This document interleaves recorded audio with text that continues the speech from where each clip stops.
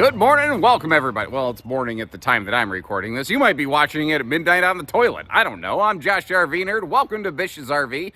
First look at a new floor plan from Winnebago in their Access series. This is their 26RL, which is eerily similar to our very own Bish's Go Play 26RLS.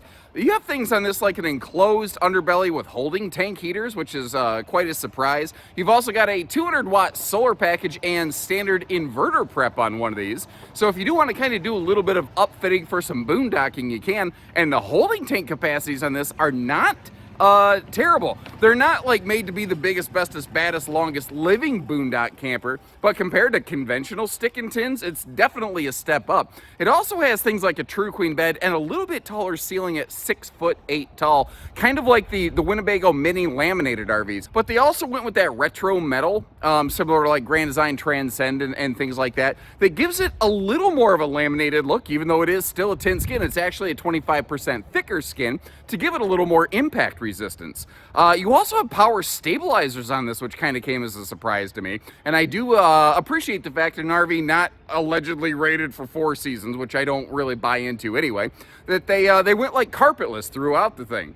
It's got a couple hitches in its giddy up though. I want to share good with bad with ugly and everything in between. And if you like how we get you the new models and try to approach this from a pretty candid point of view, hit that subscribe button, like our video, and let's see if this one is the right one for you or not.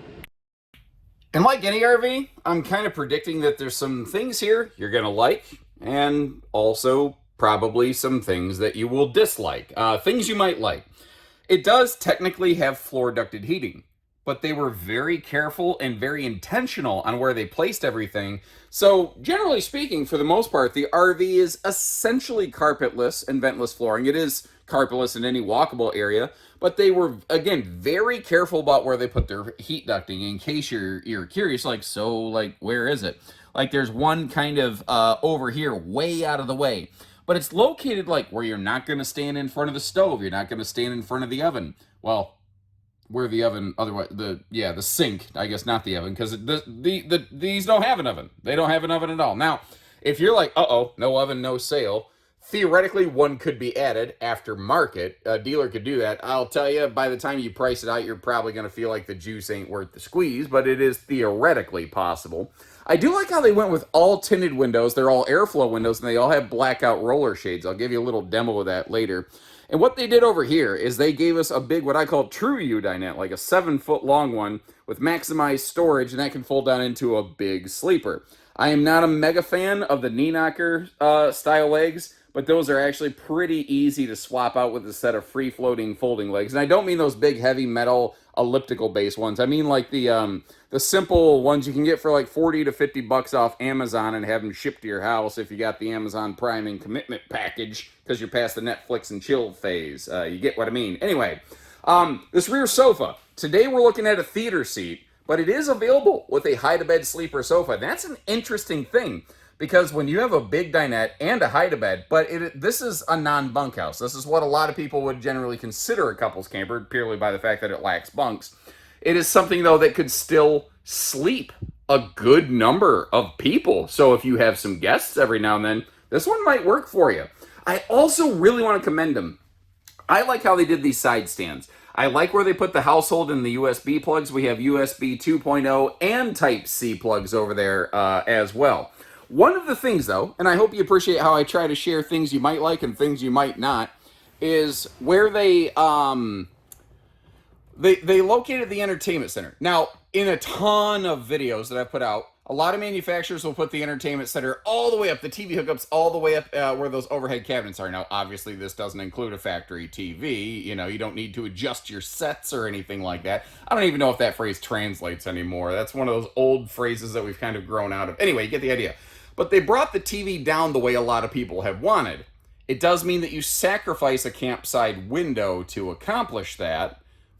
But, you know, you gain one benefit, you lose the other. They also opted to go with maximized kitchen storage instead of an electric space heating fireplace. I think their logic here was it's probably less expensive on a stick-built camper to go this way. But, you know, when I ask the question, some people like a fireplace. For good reason. They can be very handy. And some people think it's a gimmick feature they don't need. So they would just rather have the storage. I don't know exactly what the correct answer is either way. I am going to also give them credit for actually including a privacy shade in the door right there, where most manufacturers do not. I like it when shades pull up from the bottom, and I kind of learned that after hearing some feedback from you folks. So thank you for helping me. But when it's halfway up from the bottom like this, you still maintain privacy while you're sitting in the RV. But if somebody knocks on the door, you can still kind of peek over the top to see what's going on and still get, some light from that window kind of coming in. So there's some handy benefits to that. Well, I didn't mean to do this, but as long as we're staring at the back of this here, let's go ahead and start cracking open a bunch of storage. We're going to start up top, but take a look at this. The overhead cabinet doors actually hold themselves. And again, you can see the blackout roller shades. So you can really totally privatize and block the sun out here. It does have a boxy valance along the top, but it's not somewhere that you're like going to hit it or smack it like the side lambrequins that some things have. The thing is, by going with the extra full-size big U-dinette, they didn't have any more room in their slide other than just that 12-volt DC compressor fridge. So this RV does not have a vertical object I can point at and say, there's the pantry. That's a problem for some folks. And again, if you appreciate how I'll go out of my way to point out things that you might not like, I don't know, if you're new with us, hit that subscribe button. I'll always do my best to shoot you straight. You may have noticed, too, through the kitchen, you've got a convection electric oven microwave kind of wombo combo up there. And they went with that instead of a propane oven. Now, for some people, that doesn't work. Some people are aware that pretty much anything you can cook in an RV propane oven, you can cook in one of those convection microwaves. But it does require either a generator or park hookup. It just will not really operate if you're boondocking otherwise. So that is a point of consideration. This cabinetry is all also pocket screwed. And I want to talk about the countertops. It is a thermal foil countertop, but what folks don't realize is that thermofoil countertops are kind of like cable slides. There's more than one. There's a full sealed edge thermofoil. Coachman uses a lot of that. And those, unless you crack it, you're not going to get water in there. It's not going to be a problem with humidity. And then there's just a sealed, or a seamless, not a sealed, but a seamless thermofoil. And that's what we're looking at here. And it's very easy. If you're shopping, all you got to do is get down a little bit low and look underneath. And if you can still see the particle board bottom, then you know what you're looking at. It is not necessarily impossible for, humidity and whatnot to soak up through the particle board core of that tabletop and effectively delaminate that plastic tabletop and pop the shell off of that. Now, to be fair, that was true forever of things like T-molded countertops. That's, it's harder for that to happen on these, but it's harder still when you get to a full sealed edge. And then obviously from there you step up into solid surface. So, there's different types, and it's not always obvious because manufacturers almost never publish anything like that, and very few people talk about it. One of the cool things about a stick-built camper is you can put power outlets wherever you want. I like how those are right above the kitchen, but the countertop, but that back, it's like, unless you're going to plug in a coffee maker and strap it down and leave it there, it's not super useful. I know that maybe a TV would go over here. I wouldn't have been offended if they did add, even if they moved one of the outlets next to the kitchen over here just above that countertop, because with this being a stick-built wall, you could have accomplished that. Now, one of the more interesting qualities on this is they have a fairly, almost completely unique interior height. Industry standard travel trailers are 6.5 foot tall.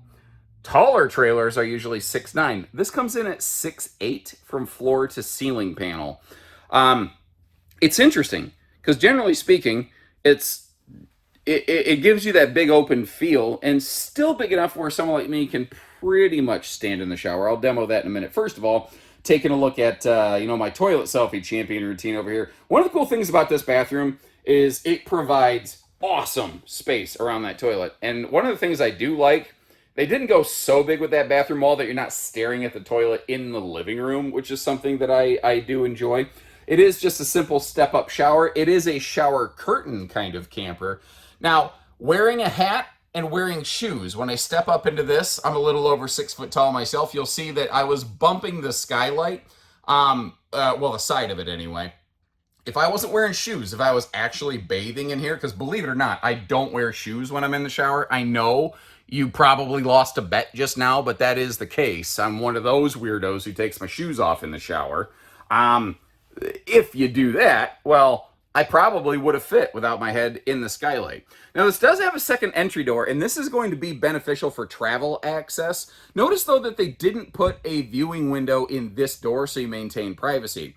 The hiccup to that is, like, you see this blank wall, and you're like, why didn't they put a window there? Two reasons. One, the awning arm on the outside is just physically preventing them from doing that, because the awning arm runs right next to that entry door. So you don't really understand that from the inside of the RV. Secondly, if you open that closet door, it's gonna whack into stuff. You know what I mean? Oh, by the way, these closets, I think they did their bedroom pretty nicely in this.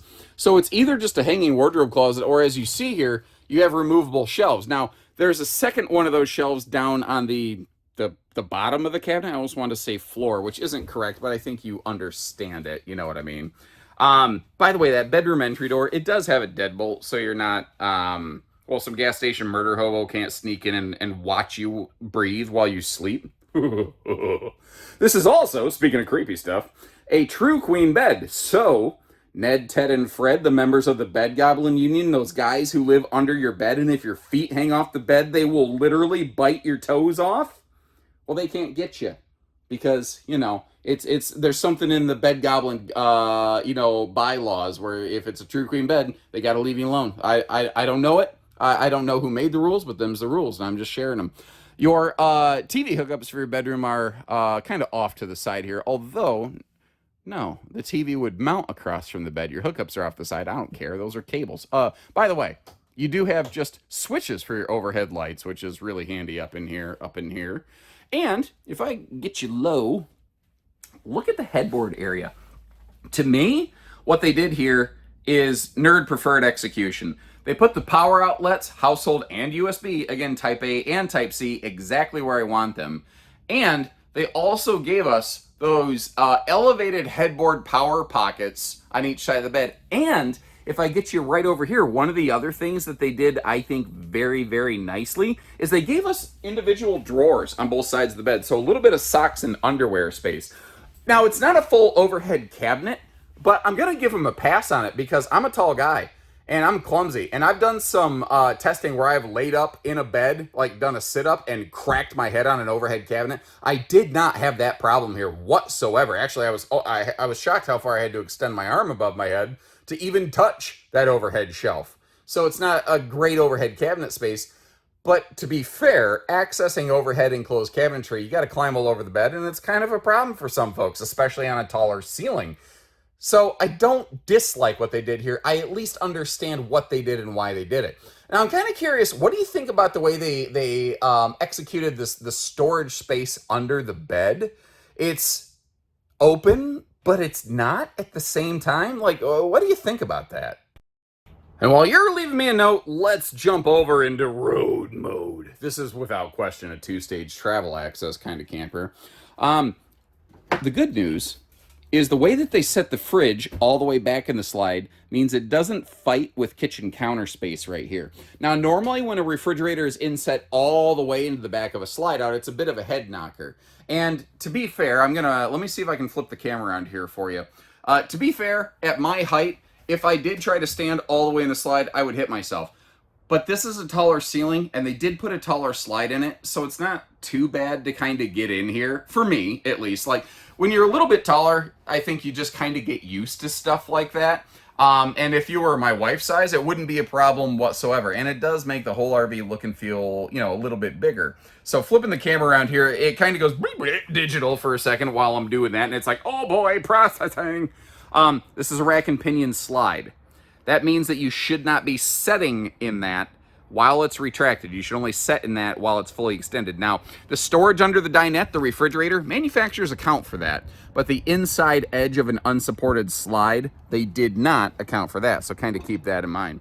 As we swing our way around here, again, two-stage travel access, which we're going to come back and take a look at the awning, but even on a rainy day, you're good. This is maybe a little bit better look at the side pocket storage. And did you notice under the bed when I lifted it, there was that funny little divider? That's actually a heat duct, but they didn't put it in the floor. They put it just above the floor.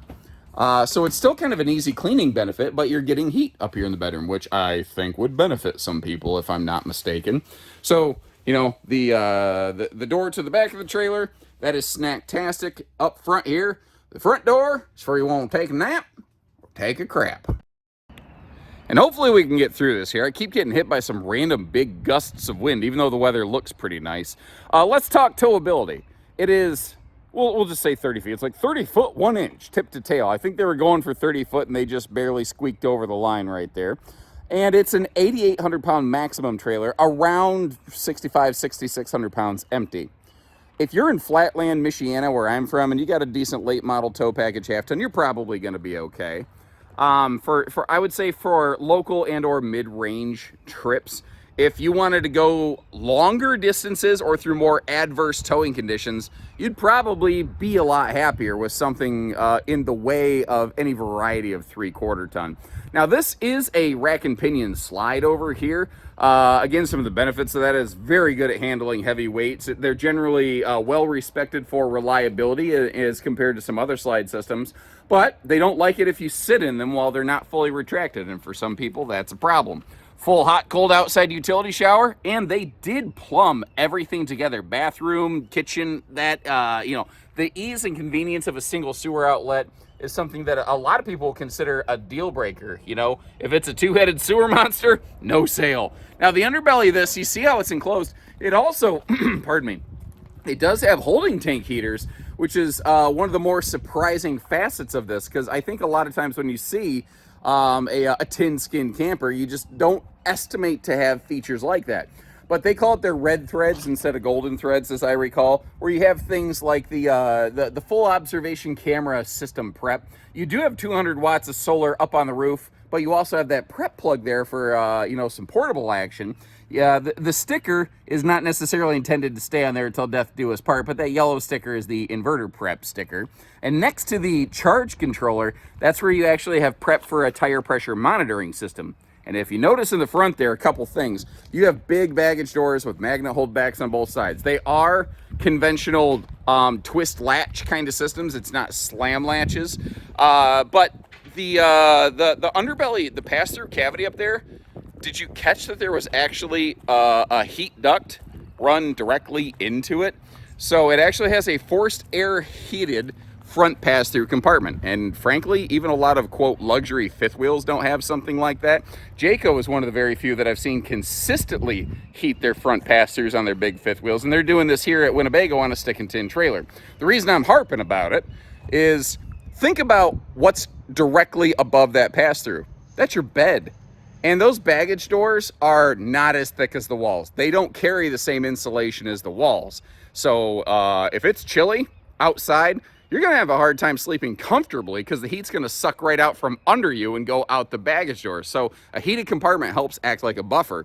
And I ain't mad at a 21-foot awning. You know, that's what I kind of call a toothpick bedroom entry door. That's there, I think, exclusively to satisfy fire code. It does give us some travel access benefit, but 21-foot awning clears both doors and especially clears the rear door, I think is a nice little feature. Now on the back here, a couple things. We do have power stabilizer jacks, all factory standard on these. You can kind of see the switches right above that home, or right below rather, the home plate sticker. Another thing that's telling us is this is not riding on a Lippert chassis. This is actually on a BAL chassis from Norco. It's more of a Z frame than an I-beam. It's made with high strength, low alloy steel. And I want to direct your attention to the top of this thing. Yeah, you can see some wires there because the wire has to go from the power stabilizer over to the switches. But notice how it is tucked all the way up under the skirting. If you watch a lot of my videos, there have been times where you can see manufacturers leave wiring dangling down where it's just basically waiting for something to catch it and rip it off. So I want to give Winnebago some credit that they at least tried to tuck things away and give it a decent fit and finish. It is prepped and ready for a telescopic removable ladder. This does have a walkable roof with 16-inch on center trusses, a 3/8 roof decking. That's pretty common standard stuff. But we also do have a 2-inch, like class 3 style, receiver hitch on the back. It's rated for about 250 pounds, so it's not something you're going to put a motorcycle on, but a light-duty cargo pod or maybe a portable generator on a cargo tray or something like that. I could see that. So let me know what you think of this one, like the furniture arrangements, the anything you want to share, like what do you like, what do you dislike? Do you like how they brought the entertainment center down even though it sacrificed a window? All those kind of little bits and pieces. I will leave you links to the video description where you can check for pricing and availability, but also, if you want to see a few other builders, like, again, I mentioned early in the video when we started, Bish's has an RV called the 26 RLS from our exclusive Go Play series that's a very similar layout if you want an A-B comparison. We also have a lot of builders who will do this either in a laminated application like Alpha Wolf and Imagine, and some that do it with a rear dinette and side theater seat like Cougar, Sunset Trail, I think Bullet. Actually, even I think Springdale does it that way if you're still looking for a stick and tin budget. So we've got a bunch of different versions of this. I'd love it if you checked out a couple of those. Let me know which one you'd go with and why. And until next time, take care, stay safe, have fun, and happy camping, everyone.